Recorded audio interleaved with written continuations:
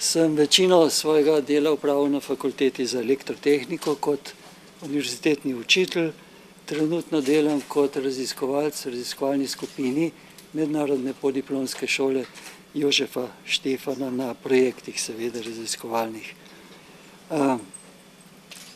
Mislim, da Slovenci potrebujemo, slovenska znanost potrebuje nekega intelektualca, znanstvenika,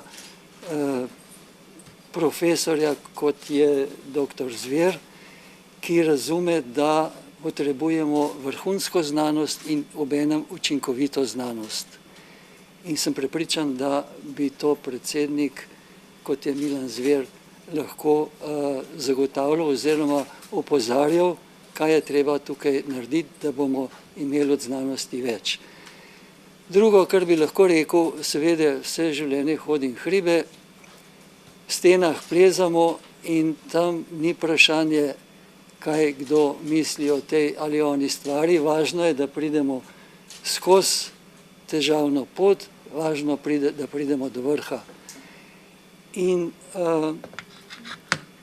danes je Slovenija pravzaprav ena sama naveza. Vsi smo v eni sami vrvi na tej popkovini države in nihče ne sme odpovedati, če hočemo priti na vrh. To je današnja zgodba in prepričan sem, da Milan je človek, ki je pravi za vodjo te naveze v teh težkih kriznih časih, česar se pravzaprav vsi morda niti ne zavedamo, kako smo mi v tej stiski med seboj povezani. Rad bi, da je predsednik nekdo, torej, ki povezuje, ne pa razdvaja, da je do vseh enak in da reče takrat, da da svojo pripombo takrat, ko misli, da je treba stvari zboljšati, da je treba nekaj popraviti, da se komu godi krivica. Pa ne bo to na področju gospodarstva, ne bo to na področju družbenem življenju, kjerkoli.